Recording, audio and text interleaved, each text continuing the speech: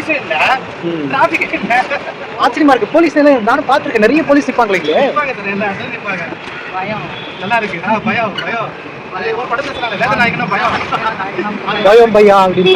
பயம் இல்ல, பயம் பயம் பயம் வந்து சார் அது உண்மையா இருக்கிறதுனால தான் ஆட்சி அவர் வந்து நல்ல தூய்மையா ஒரு நல்ல ஆட்சி கொடுக்கணும்னு கரெக்ட். அதை அவர் செயல்படுத்திட்டு இருக்காரு. இது மேடம் வேலை விட்டு தூக்கிறாரு மேடம். இவர்தான் ஓஹோ திடீர்னு கோவப்படுறாரு. பேச்சே இல்ல சார் இவருக்கு. ஆக்ஷன் தான் ஃபுல்லாவே. இல்ல ரொம்ப ஸ்மைல் தான், எதுவுமே பகிரங்கமா எந்த ஒரு இதுவும் கொடுக்கறது நல்லா தூங்குறேன் மேடம் நானு. ஓஹோ நீங்க சொன்னா நம்ப மாட்டீங்க மேடம். நீங்க நான் தூங்குறேன், இப்போ நல்லா தூங்குறேன், நல்லா ஜாலியா இருக்கு. நான் எப்படி சொல்றது, சந்தோஷமா இருக்கு.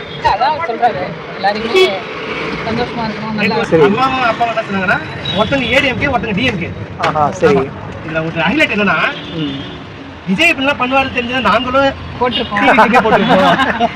அப்ப அடுத்த எலெக்ஷன்ல விஜய் சார் தான். அடுத்த எலெக்ஷன் என்ன சிம்பிளா சொல்லுங்க, நான் தான் சொல்றேன் 40 வருஷம் சார் நோட் பண்ணி வச்சுங்க இதை. அடுத்த 40 வருஷம் டிஎம்கே டெபாசிட் இழக்கும். சூப்பர். ஓகே. எனக்கே ஆச்சரியமா இருக்கு. அப்பதான் நீங்க இந்த கொரோனா யாரு, எங்க அப்பா சின்ன வயசுல போயிட்டு கொரோனா எடுத்துட்டு சொல்லுவாரு. கரெக்ட். இவங்க சட்டசபையில பேசிக்கிறப்ப கொரோனான்னு கூப்பிடுறாங்க. கரெக்ட். எங்க அப்பா கேட்டாரு. அதுவே அப்புறம் தான் அவரை பத்தி போய் விசாரிச்சு பார்த்தா எவ்வளவு முக்கியமான கரெக்ட். இதெல்லாம் தெரியாம இந்த திராவிட வளர்த்துருக்கு. கரெக்ட். அதாவது அந்த திராவிடத்துல என்ன சொல்லிருக்காங்கன்னா, அரசியல்லாம் உங்களுக்கு முடியாது, நாங்க பாத்துக்கிறோம், நீங்க அரசியலுக்குள்ள வராதீங்க, அதை நீங்க சொல்லக்கூடாது அப்படின்னு சொல்லி பிரெயின் வாஷ் பண்ணிருக்காங்க. Correct sir. நான் எனக்கு வந்து வீடு வந்து எனக்கு ஓஹோ அவங்க வெளில பேசுறா. ஓஹோ நீங்க அரசியல் பேசுறது பாய் மூணு நம்ம சொல்லுவாங்க. அதான் அரசியலோ ஏதோ ஒரு அராஜகம் அப்படிங்கிற ஒரு எண்ணம் தான் நம்மளுக்கு எல்லாருக்குமே இருந்திருக்குது. ஐயோ அது ஒதுங்கி போகணும், பயப்படணும், இது ஏதோ 4 பேர் மட்டும்தான் செய்வாங்க, நம்மளாம் வேடிக்கை பார்க்கணும். இப்ப நம்மளும் அது உள்ள சட்டசபைக்குள்ள இருக்கோம்.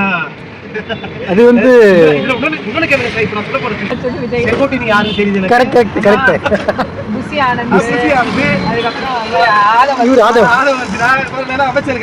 பிடிக்காம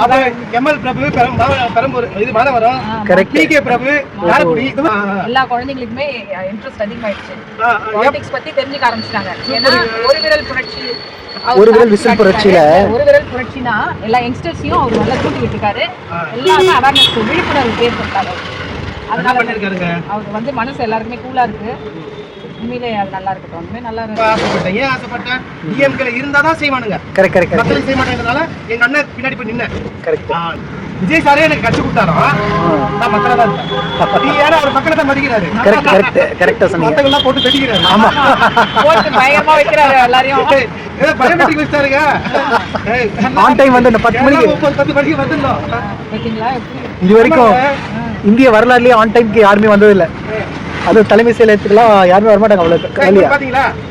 என்னுடைய ஒவ்வொரு வாட்டி முடியறப்ப இங்க பாருங்க. சரி, எனக்கு நான் வந்து பிஏ வரலாறு முடிச்சிருக்கேன். சரி, மேல் வச்சிருக்காரா?